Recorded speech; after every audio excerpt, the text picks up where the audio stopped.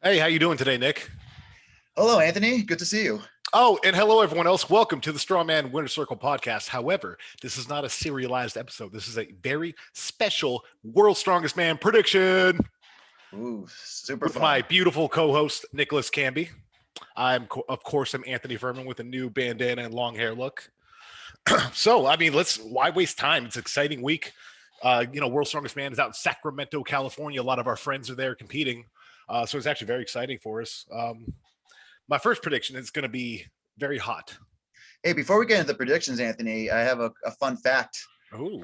Not to toot my own horn, but in this current World's Strongest Man, I have beaten three competitors in competition. Isn't that pretty cool? I remember, yeah, that's so cool. I thought about that a little bit. I lost to Kevin by a point at the Arnold 19. I beat Paul Dwyer. Ivar's barely got me an SCL. So that's kind of cool from our perspective to see everyone else rising above us. Hey, we went into our own niche, right? We went We into did. our own little section of the This is our state. universe. Get But over hey, here. but it just gives the validation of that we're equally as good and handsome. Mostly handsome. Handsome, yes, mostly handsome. So, All right, don't yes. let me interrupt you. Let's do this. All right, so delving right into it. I mean, we're going to get started with Heat 1. So here's how we're going to do. I'm going to go through each day. Do you want to go break it down that much, or do you just want to do Let's heats? go by. Let's go. Let's start with the qualifiers and let's go group by group. Okay, so all the qualifiers. All right. So of course, tomorrow they have the loading race and the deadlift ladder. Wednesday they have the car walk and log press for reps, and Thursday they have the wrecking ball hold and possibly the stone over bar. All right. So knowing that, here's Group 1: Manuel Angulo, Kevin Ferris, Paul Dwyer, Gabriel Hrum, Ivar Schmuckstellis, and Tom Stoltman. Who you got and why? So I saw this group as kind of like a 4-horse race. Of course, no disrespect to Gabriel and Manuel, but I think they're just a little bit out of their league with especially some of the really good talent in there. Ivar's was a finalist in the past. Paul Dwyer has been on a rise. Kevin Ferris is a finalist, and he looks great. And then of course Tom Stolman, the reigning champ. Yeah. But to start off I would say at least the competition or this group, I have Kevin Ferris winning the first couple of events. Stolman coming in second behind him. But in the end, I have Stoltman coming in first. Yep. I have Kevin Ferris coming in second, and then Ivar coming in third. However, Stones is a tough event for Kevin, and I see Ivar beating him out for the stone. So I see Tom Stolman and Ivar of Latvia moving on to the finals. That's pretty good. I tend to kind of agree. I do think Tom's going to have not an easy way, but these are pretty good events for him, to be honest. So I think he's going to have a good time in this. I really hope Manuel gets some good screen time. That's what I really hope, because of course, with all untapped market in South America, we want to bring the sport everywhere. So I really hope he gets some good screen time. Kevin, it's one of these things where I think if either the car walk or the log were replaced with something else, he would easily push Tom for first.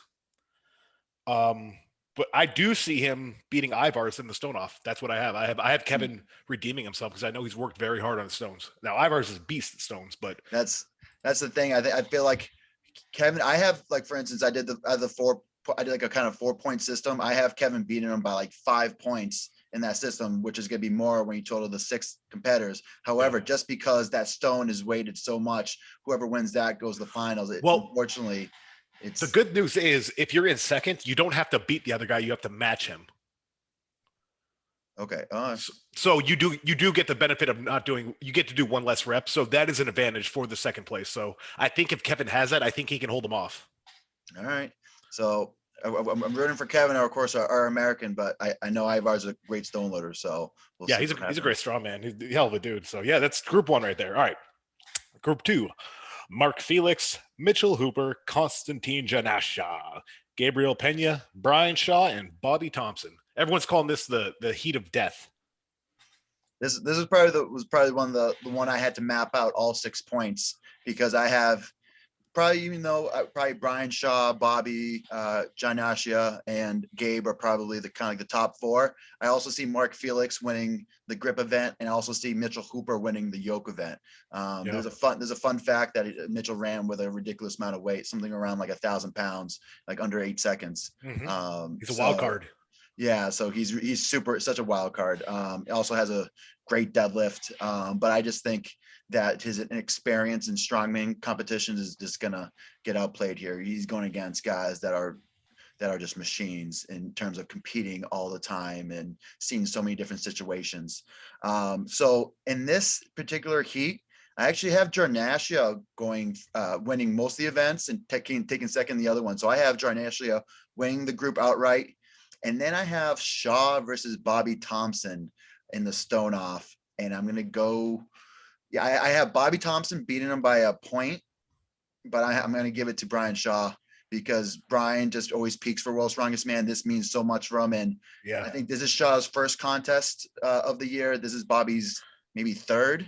Yeah. Because he did the log, he did the Arnolds, and then he's doing World's Strongest Man. So Brian's going to be fresh. He has something to prove.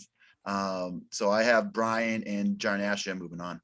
Very interesting. You know, when I see this group, I don't see a clear favorite. Actually, Constantine probably is the clear favorite because I think he's the only one that is world class in all of these events. You know, Brian has his I shouldn't say world class, but he doesn't move as fast as he used to, right? Yes. So that right there affects the loading, the car, and the deadlift ladder. So speed is a big factor in these heats. And because of that, I have Constantine and Mitchell Hooper getting out of this group. Ooh. It's a bold call, but Mitchell is a great deadlifter. He's young. He's a little younger. He can move. 26 years old. I think because the speed events come to him. That's the easy part for him, the static. And none of these are too killer static for him because he's also a very good deadlifter. I think he's going to surprise everyone. And yeah, be top 2, be second. All right. So I just think that the experience is just going to outweigh, or maybe the pressure, but it definitely could. The stars align. He has the power, and that's tough. Like saying Brian Shaw isn't going to get out of a heat because these aren't bad events for him. But I just think with this heat, it's more dangerous than it's ever been for him to not get out. 13 finals in a row he's made. And people keep saying that. And what do you do in the NFL? You never talk about how many field goals they made in a row because they're going to fucking miss the next one. So this whole collective strongman community has been jinxing him. Perhaps. Fate. All right, group 3. All right, group 3. We got Adam Bishop. I like how he said that, Giants last guy. Adam Bishop, Rob Kearney, Trey Mitchell, Alexei Novikov, Grigor Shemansky, and Mika Toro. Another tough group. So again, I have another 4-horse race between Alexei, Bishop, Trey Mitchell, and Kearney. This is, I think, was probably more of I would say almost a tougher group. I think they're all collectively really good athletes. They all can make the finals. Mm-hmm. It's tough because I had Adam Bishop going into the finals, but I just think between the guys he's facing, this is going to be a tough group for him. Big ask. It is a big ask. So he really has to step it up. And we know that he's super static and all, but just the moving events, and he's going up against great movers. That's the thing. Mean, Grigor's Shemansky in his group, and he is no slouch. He has been to the big show. It's crazy. So in this particular group, just to start off, for instance, with the loading race, I probably have Alexei winning it. I actually have Bishop coming in third in that, beating Trey, and then Rob probably taking the fourth between those four studs. Bishop is probably going to win the deadlift. Alexei's probably right behind him. Trey's a pretty good deadlifter. And then Rob, even though he's a strong deadlifter, I just don't think he's going to be as fast as those other three. It's about the speed. It has nothing to do with strength on this one. Speed. And then you have something like the car walk, which is, the car walk, which is one of Rob's best events in terms of a yoke, but you also have Alexei, who's probably an inch faster. Not much faster, but probably an inch faster. So yeah, I have Alexei beating Rob in that sense. And then you have the log for reps, which is actually a really good event for Trey Mitchell. Trey is great especially for something for 150 kilos, 330 pounds. Trey is gonna kill that. So in terms of after the points get collected, of course, actually this was a tough one when we talked about the grip strength in this group. I would say that Trey struggles with grip, Rob struggles with grip. Bishop has been decent, and then I gave that win to Alexei. So I have Alexei winning the group, and then I have Trey and Adam Bishop tied with 12 points each. So again, depending on, I just did it out of if there's only 4 competitors in this group, but it's tough, man. So again, I see them being in the stone off. So I have Trey Mitchell going forward just because Trey is he's won in that stone off situation before, and I think he does a better stone lifter than Adam Bishop. I agree with your picks on this one. Pretty much to the T. One thing I do want to say, Mika Toro, I think he is going to steal some points here. Now, a lot of guys don't know Mika. He's a SCL guy. I competed with him in Finland, actually. I see him in action. And I remember I got over there and I'm like, look at this galoot. That dude can actually, he can move and he's strong statically. Like overhead's actually kind of his jam. And holds. They do holds all the time in Europe. So he's very well versed. He's gonna do some damage. I think if somebody makes it out of this group that I didn't think, it's because he stole points. I'll put it that way. Maybe even him, honestly. Interesting. It's crazy. So yeah, that's group 3. Group 4. I'm gonna screw this name up. I'm sorry, Ned. Sorry, go ahead. Nedsman Mbekovic. He's the gentleman out of the Greenland. No, that's not Greenland. That's Kim, right? No, that's what's his face? We'll get to him. Ithor Melstead. Okay. No, Ithor is the Icelandic. Yeah, would you say? Greenland. Oh, is he Greenland? Is he Greenland? Or maybe that might be Kim. Ooh. Yeah, I'm not sure. Anyways, sorry about that. Gavin Bilton, Gavin the Welsh Bull, Maxime Boudreau, Shane Flowers, Pavlo Cordiaca, and Martins Litzis. Another tough group, man. So Shane Flowers, he's relatively new to the scene. He had a great British Strongest Man. Europe's he came 5th, so he's a strong competitor. But again, this is World's Strongest Man. This is the big show, so I think this is going to be a little tough for him because I think Pablo's a great competitor. He's young. He has that height and he has that lean speed, so I think it's really built well for him, similar to kind of like the OSG events. Gavin, I think he's just a huge guy. I just don't see him being athletic enough for this particular set of events, so I don't think they really favor for Gavin. And of course our friend Ned, we don't know too much about, and then of course you have Maxine and Martin. So going forward, I kind of picked in terms of, I more chose this as terms of like a 3-horse race in terms of Martins, Maxine, and Pablo. I see Martins and Maxine winning, probably between them two winning all the events. And then actually I had Pablo's kind of sneaking in on one of them. Yeah. And I think that is the 3rd event, which is going to be on the car walk, because Pablo was very fast at the OSG and is the same implement. Very fast. It was the same implement that came through. So I have Martins winning outright. And then I have Maxine and Pablo. So Maxine coming in 2nd and Pablo coming in 3rd. And then I have Maxine winning that stone off. Maxine's a very strong stone loader, and he's hungry for the finals. So I just see him outlasting Pablo in that stone off. Yeah, I got Martins taking it. And I think whoever places 2nd out of those two is going to take it. I think it's going to be a big enough advantage. So Pablo ends up 2nd. He's going to make it through. If Maxine ends up 2nd, he'll make it through. Right. Oh. That's what I think. All right. And then the last group, go ahead. Ooh, group 5. Jean-Stephen Carabou. Mr. Coco. Kelvin de Reuter. Ithor Melstead. Evan T-Rex Singleton. Luke Stoltman and Kim Urak.